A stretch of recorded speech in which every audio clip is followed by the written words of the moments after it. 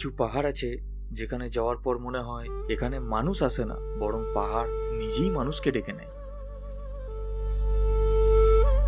দার্জিলিং এর ব্যস্ততা থেকে একটু দূরে কুয়াশা আর কমলালেবুর বাগানে ঘেরা এমনই এক পাহাড়ি জনপদ। উত্তরবঙ্গের এই ছোট্ট পাহাড়ি অঞ্চলকে বলা হয় orange valley of north Bengal. চারপাশে সবুজ পাহাড়, পাইন আর সিনকোনা গাছের জঙ্গল, মেঘে ঢাকা উপত্যকা আর বর্ষায় এমন একটা পরিবেশ যেখানে 5 মিনিট দাঁড়িয়ে থাকলেও মনে হয় শহরটা বুঝি এখন দূরে কোথাও হারিয়ে গেছে। এখানে আপনি যতবারই আসবেন ততবারই মনে হবে জায়গাটা যেন প্রথমবার দেখছি।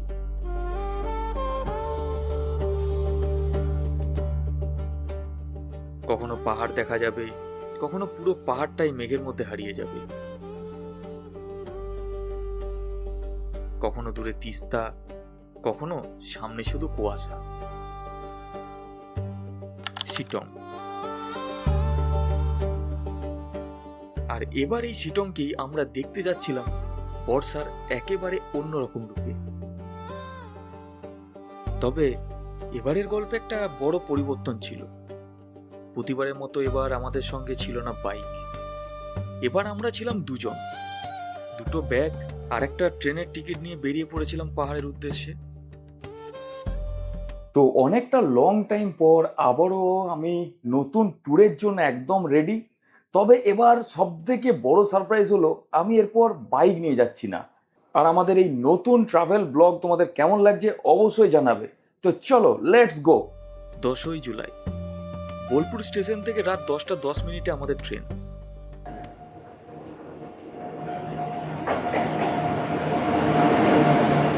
ট্রেনটা ছিল উত্তরবঙ্গ এক্সপ্রেস, শিয়ালদা থেকে বামনহাটগামী সেই পরিচিত ট্রেন, যেটা রাতের যাত্রা শেষে ভোরের দিকে পৌঁছে দেয় উত্তরবঙ্গে। প্রায় নির্দিষ্ট সময়ে ট্রেন চলে এলো।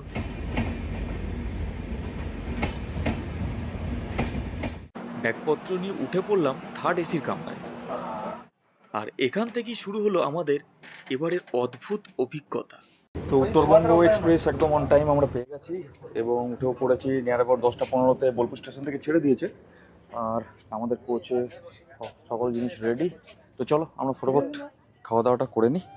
এতদিন পাহাড়ে যাওয়া মানেই ছিল বাইকের ইঞ্জিনের শব্দ, খোলা রাস্তা, নিজের ইচ্ছা মতো থামা আর নিজের ইচ্ছা মতো চলা। আর এবার ট্রেনে উঠে এসির ঠান্ডা হাওয়ায় ধীরে ধীরে ঘুমিয়ে পড়লাম। সত্যি বলতে কি, ট্রেন জার্নির এই একটা জিনিস বেশ ভালো।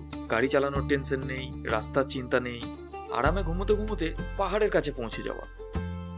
সামনে তখন শুধু একটা অপেক্ষা, ভোরে পাহাড়ের কাছাকাছি পৌঁছানো।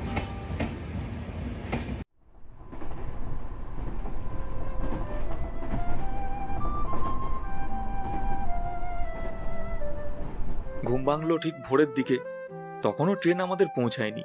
গুড মর্নিং, এখন সকাল 6টা আর মোটামুটি ঘুম থেকে উঠে গেছি এবং ফ্রেশ হয়ে নিলাম। আর প্রায় এনজেপির কাছাকাছি চলে এসেছি আমরা, কারণ দুদিকে চায়ের বাগান তোমরা দূরে যদি দেখতে পাবে শুরু হয়ে গেছে। আর গতকাল রাতে সারা রাতে বৃষ্টি হয়েছে, যার কারণে এখানে পরিস্থিতি তো তোমরা দেখতেই পাচ্ছ, চারিদিকে জলমগ্ন হয়ে পড়েছে। চা বাগানে ঘেরা অঞ্চল দেখতে দেখতে বুঝতেই পারছিলাম আমরা প্রায় চলে এসেছি। আরো কিছুক্ষণ জার্নির পর আমরা পৌঁছে গেলাম নিউ জলপাইগুড়ি স্টেশনে। জাস্ট এইমাত্র নামলাম এনজেপি স্টেশনে। আর সকাল সকাল এনজেপি স্টেশনে ভিড়ও রয়েছে চরম। তো ট্রেন জার্নি মোটামুটি ওভারঅল ঠিকই আছে, খুব একটা ভালো নয়, খুব একটা খারাপ এক্সপিরিয়েন্সও নয়। আর এখন ঘড়ির কাটায় সকাল 6:30, 15 মিনিট মতো লেটে আমরা এনজেপি পৌঁছেছি। গাড়ি আমাদের অলরেডি রিজার্ভ করাই আছে, তো গাড়ি হয়তো আমাদের বাইরে আমাদের জন্য ওয়েট করছে। তো চলো গাড়িতে উঠে তারপর তোমাদেরকে বাকি সমস্ত আপডেট দিচ্ছি। আর এখান থেকেই শুরু হলো দ্বিতীয় পর্ব। ট্রেনের আরাম শেষ, এবারে পাহাড়ে ওঠার পালা। এনজেপি থেকে আমাদের গন্তব্য ছিল শিটং, প্রায় 4 ঘন্টার পাহাড়ি রাস্তা। শুরুতে সমতল রাস্তা, তারপর ধীরে ধীরে রাস্তা উঠতে শুরু করলো পাহাড়ের দিকে। আর যত উপরে উঠছিলাম ততই বদলে যাচ্ছিল চারপাশ। শহরের কোলাহল কমে আসছিল, সবুজ বাড়ছিল, মেঘ নামছিল, আর একটা সময় মনে হচ্ছিল আমরা যেন সত্যি অন্য একটা জগতে ঢুকে পড়েছি।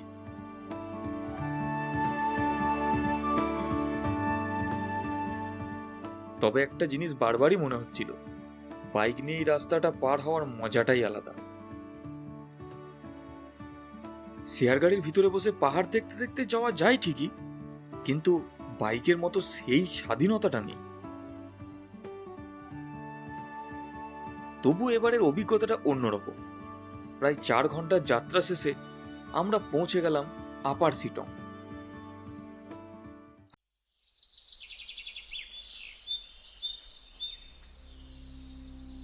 এবারের আমাদের থাকার জায়গাটাও ছিল খুবই সুন্দর।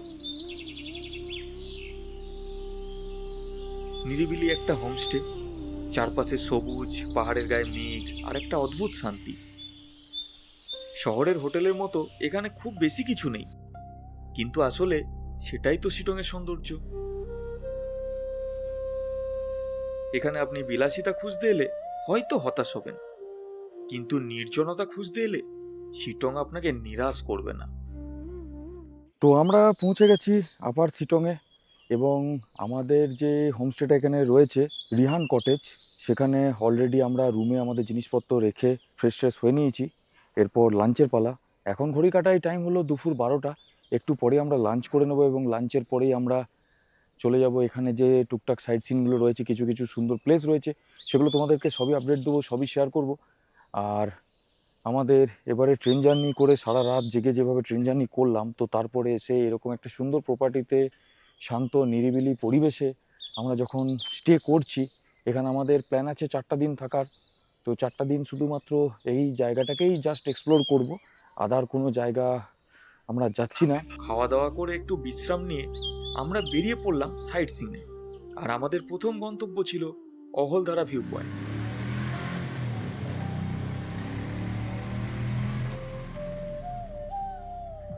তো আমরা পৌঁছে গেছি অলদারা ভিউ পয়েন্টে। তো এখান থেকে জাস্ট এই সামনে কিছুটা হেঁটে উঠতে হবে উপর দিকে, তারপরে রয়েছে ভিউ পয়েন্টটা। তো চারিদিকে মেঘে ঢাকা, একদম দেখতেই পাচ্ছ পুরো মায়াবী হয়ে আছে জায়গাটা। খুবই সুন্দর জায়গা, খুবই শান্ত, খুবই প্লেজেন্ট। তো চলো একটু জাস্ট হেঁটে আমরা উপরে উঠি, দেন ভিউ তো আশা করছি কিছু দেখতে পাবো না, তবু দেখি কতটা তোমাদেরকে দেখাতে পারি বা আমরাও দেখতে পারি। আর সামনে দেখো মেঘটা কিভাবে ঢুকছে, চারিদিকে একদম মেঘে আচ্ছন্ন হয়ে গেছে। এই টাইমটাতে যদিও এই ভিউ পয়েন্টগুলো থেকে সেরকম ভিউ পাওয়া যায় না, তোমরা সকলেই জানো। এগুলোই তুমি যদি সেপ্টেম্বর, অক্টোবর বা নভেম্বর মাসে এদিকে আসো, বা নিয়ার অ্যাবাউট ওই মার্চ এপ্রিলের দিকেও যদি ভিজিট করো, সেক্ষেত্রে এখান থেকে কাঞ্চনজঙ্ঘার একটা সুন্দর ভিউ পাওয়া যায়। অহলধারা শিটং লাটপাঞ্চারের অন্যতম পরিচিত ভিউ পয়েন্ট। প্রায় 4,500 ফুট উচ্চতায় দাঁড়িয়ে থাকা এই জায়গাটা মূলত তার বিস্তৃত ভিউয়ের জন্য বিখ্যাত। পরিষ্কার দিন থাকলে এখান থেকে পাহাড়, উপত্যকা, তিস্তা অববাহিকা, এমনকি কাঞ্চনজঙ্ঘার দিকও দেখা যায়। কিন্তু আমরা যখন পৌঁছালাম, সেদিন পাহাড় তার নিজের আসল চেহারাটা দেখালো, সবকিছু মেঘে থাকা। যে ভিউ দেখতে মানুষ এত দূর থেকে আসে, সেই ভিউটাই সেদিন মেঘ লুকিয়ে রেখেছে। কিন্তু অদ্ভুতভাবে আমাদের খারাপ লাগেনি, কারণ বর্ষার অহলধারার সৌন্দর্যটা হয়তো পরিষ্কার আকাশের থেকে সম্পূর্ণ আলাদা। এই হলো অহলধারা ভিউ পয়েন্টের লোকেশন। ছোট ছোট চা গাছের বাগান, সেই সঙ্গে সুন্দর শান্ত প্রাকৃতিক নিরিবিলি জায়গা। এখানে যদি আমরা ওয়েদারটা পরিষ্কার পেতাম, সত্যি খুব ভালো লাগতো। তো যাই হোক, আমরা এখানে কিছুটা সময় কাটাবো। যদিও ওয়েদারটা পরিষ্কার নেই, কতটা ভালো লাগবে জানি না। কিছুটা সময় এখানে কাটিয়ে তারপর আমরা নেক্সট ভিউ পয়েন্টের দিকে যাব। যদিও একবার করে যখন মেঘ সরে যাচ্ছিল, দূরে নিচে তিস্তা নদীটাকে দেখতে অপরূপ লাগছিল। এই লোকেশনের ওয়েদারটা আমরা অনেকক্ষণ ধরে ওয়েট করছি, বাট ক্লিয়ার হচ্ছে না। তো একবার এখনই জাস্ট ক্লিয়ার হয়েছিল। ওই দূরে একটা পয়েন্ট তোমরা দেখতে পাচ্ছ, এই দিকে নিচে নেমে ওই জায়গাটাতেও যাওয়া যায়। আর এইদিকে দেখো, এদিকে পাহাড়টা অল্প ক্লিয়ার হয়েছে, এখানে নিচের একটা সুন্দর ভিউ পাওয়া যাচ্ছে। এখানে পাহাড় দেখার থেকে বেশি উপভোগ করতে হয়। পাহাড়ের এই লুকোচুরি খেলাটাও একটা দেখতে না পাওয়ার অপূর্ব সৌন্দর্য। মেঘ কখনো সামনে আসছে, আবার কয়েক সেকেন্ডের জন্য সরে যাচ্ছে। দূরে তিস্তার দিকটা বোঝা যাচ্ছে, আবার মুহূর্তের মধ্যে সবকিছু সাদা। মনে হচ্ছিল পাহাড়টা যেন ইচ্ছে করেই নিজের আসল রূপটা পুরোপুরি দেখাচ্ছে না, আর সেই রহস্যটাই হয়তো অহলধারাকে এত সুন্দর করে।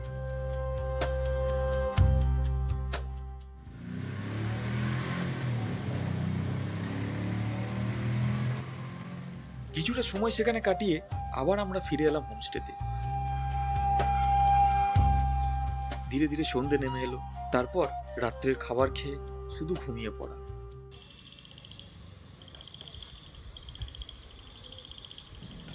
ঘুমানোর ঠিক আগে অনুভব করছিলাম দূরে কোথাও বৃষ্টির শব্দ, জঙ্গলের শব্দ, আর মাঝে মাঝে মেঘের মধ্যে দিয়ে বয়ে যাওয়া হাওয়া।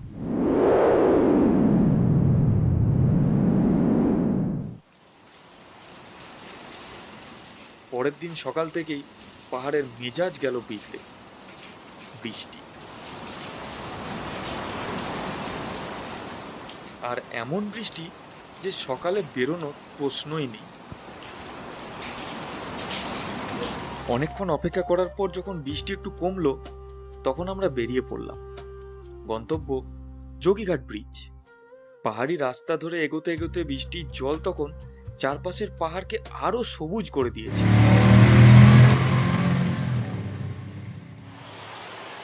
যোগীঘাটের কাছে গিয়ে ঝর্ণার ধারে কিছুটা সময় কাটালাম। বর্ষায় এই রিহান নদীর চরিত্রটাই বদলে যায়। সব ঝর্ণাগুলো যেন জীবন্ত হয়ে ওঠে।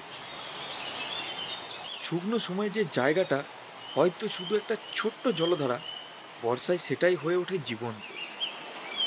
চারপাশে কুয়াশা, মাথার উপর মেঘ, আর সামনে জলের শব্দ। সেদিন বেশ কিছুটা সময় সেখানেই কাটিয়ে আমরা আবার গাড়িতে উঠলাম। এরপর আমাদের গন্তব্য ছিল নামথিং পোকরি।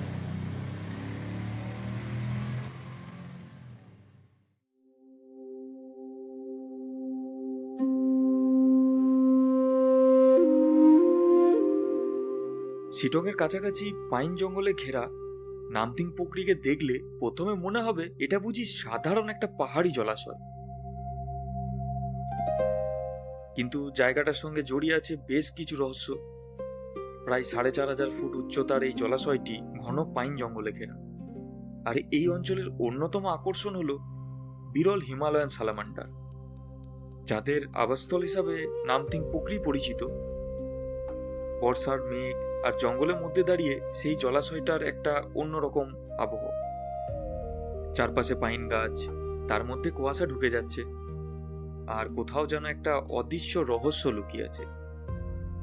সেদিন খুব বেশি কিছু করার ছিল না, শুধু দাঁড়িয়ে থাকা, চারপাশটা দেখা, আর পাহাড়ের সেই নীরবতাটা একটু অনুভব করা।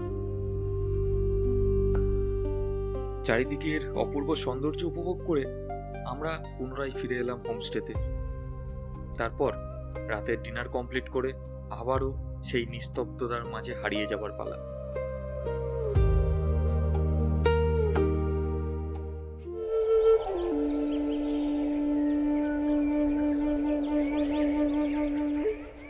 আজ আমাদের শিটংয়ে শেষ দিন। আজ দুপুরে খাওয়া দাওয়া করে আমাদেরকে পৌঁছে যেতে হবে আবারও স্টেশনে। আমাদের ট্রেন রয়েছে সন্ধ্যায়। তো আজকে আমাদের পাহাড়ের শেষ দিন, আজকে বাড়ি ফেরার পালা। তো চলো আমরা এখান থেকে সোজা এনজেপি যাব, আর এনজেপিতে ট্রেন আছে আমাদের সন্ধ্যা 7:30টায়, আর এখন ঘড়ি কাটার টাইম হলো দুপুর 2টো। তো আমরা আরাম করেই পৌঁছে যাব, হাতে একটু টাইমও থাকবে, চাপ নেই। আর ওয়েদার একবার করে বৃষ্টি হচ্ছে, একবার করে দেখো নীল আকাশও দেখা যাচ্ছে। এখন যেমন নীল আকাশ দেখতে পাচ্ছ, আর সকাল থেকে বৃষ্টি ভালোই হচ্ছিল। তো চলো এরপর সোজা একদম তোমাদের এনজেপিতে গিয়ে তোমাদের সাথে কথা হচ্ছে। তো ঠিক সেই মতো আমরাও দুপুরে খাওয়া দাওয়া করে রেডি হয়ে বেরিয়ে পড়লাম বাড়ির পথে। পাহাড় ধীরে ধীরে পিছনে পড়ে যাচ্ছিল। যত নিচে নামছিলাম ততই মনে হচ্ছিল এই কয়েকটা দিন যেন খুব তাড়াতাড়ি শেষ হয়ে গেল। বিকাল 5:30টার দিকে আমরা পৌঁছে গেলাম নিউ জলপাইগুড়ি স্টেশনে। তো এখন ঘড়ির কাটায় সন্ধ্যে 6টা, আর আমরা এই মুহূর্তে রয়েছি এনজেপি স্টেশনে। সন্ধ্যে 7:30টায় রয়েছে আমাদের ট্রেন। আর এনজিপি স্টেশনের বাইরেটা জাস্ট দেখে নাও। আমাদের ট্রেন সন্ধ্যে 7:30টার দিকে, ফেরার ট্রেন হলদিবাড়ি শিয়ালদা দার্জিলিং মেল। পুরনো এই ট্রেনটার সঙ্গেও একটা আলাদা নস্টালজিয়া রয়েছে। রাতের ট্রেন আবার ছুটতে শুরু করলো, আর এবার পাহাড় পিছনে। যদিও অন্ধকারে সবই হারিয়ে গেছে তখন, কিন্তু মাথার মধ্যে তখনও ঘুরছে একটাই জিনিস, শিটং।